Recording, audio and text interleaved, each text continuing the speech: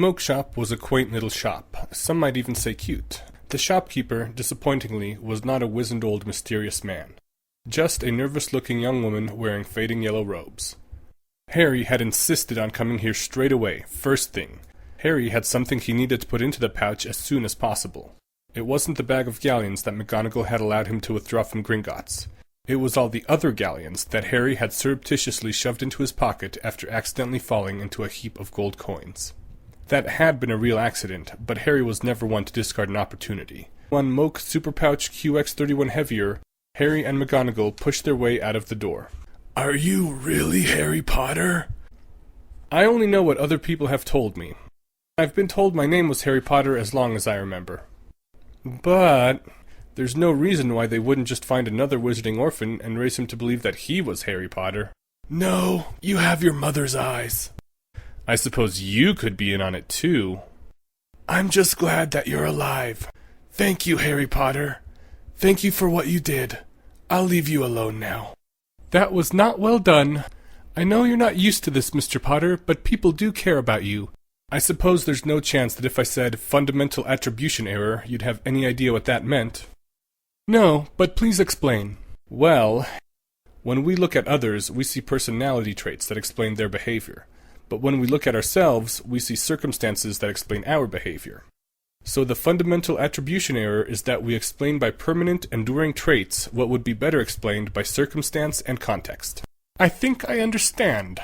But what does that have to do with you? People think that I saved them from you-know-who because I'm some kind of great warrior of the light. Because I have some kind of permanent, enduring, destroy the Dark Lord trait. I was 15 months old at the time. I don't know what happened, but I would guess it had something to do with, as the saying goes, contingent environmental circumstances. And certainly nothing to do with my personality. People don't care about me. They aren't even paying attention to me. They want to shake hands with a bad explanation. Do you know what really happened? I have formed a conjecture.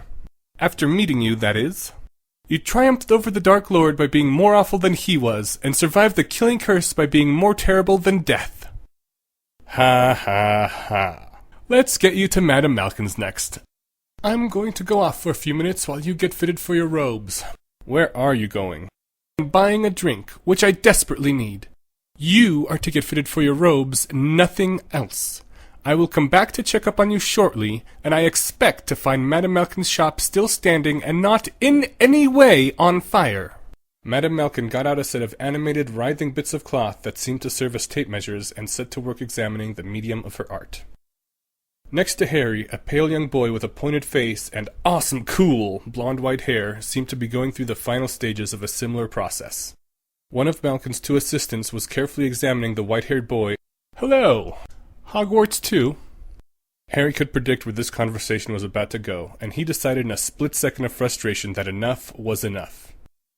Good heavens! It couldn't be! Your name, sir?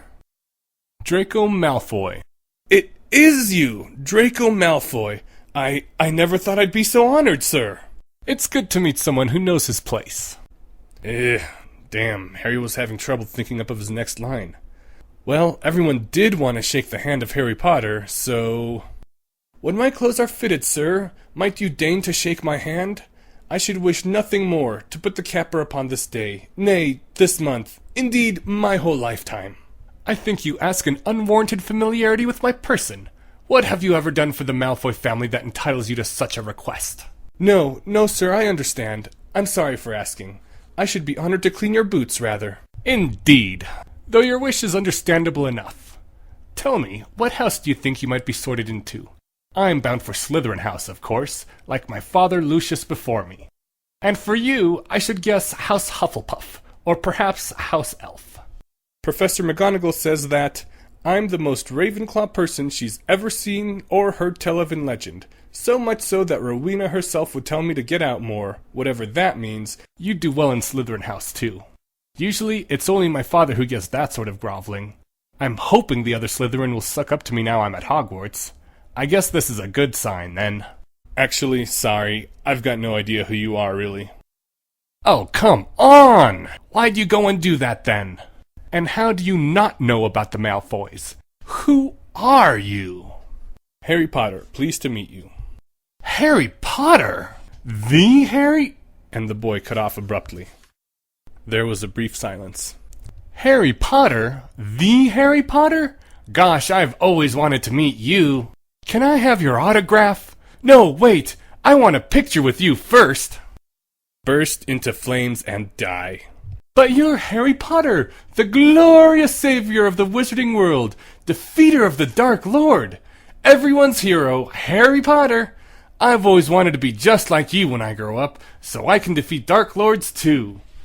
Draco cut off the words in mid-sentence. His face froze in absolute horror. Tall, white-haired, coldly elegant in black robes of the finest quality.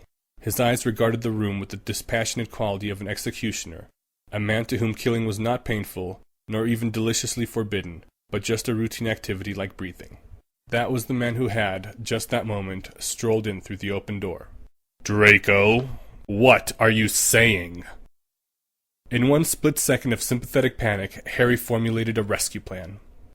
Lucius Malfoy! The Lucius Malfoy? I am so honored to meet you. Your son has been telling me all about you. But of course, I knew about you all before then. Everybody knows about you, the great Lucius Malfoy. I've been thinking about trying to get into Slytherin House myself, just because I heard you were in it as a child. What are you saying, Mr. Potter? Professor McGonagall burst in a second later. Professor McGonagall, is it really you? I've heard so much about you from my father. I've been thinking of trying to get sorted into Gryffindor so I can... What? I leave you alone for 5 minutes. 5 minutes, Mr. Potter, by the very clock. I was only joking around.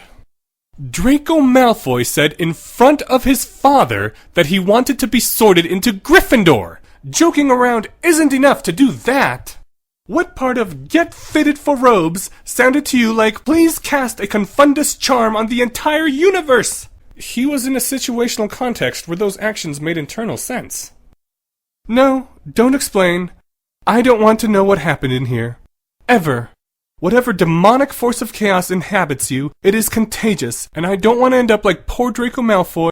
I'm not quite done being fitted for clothes. Why don't you go back and have another drink?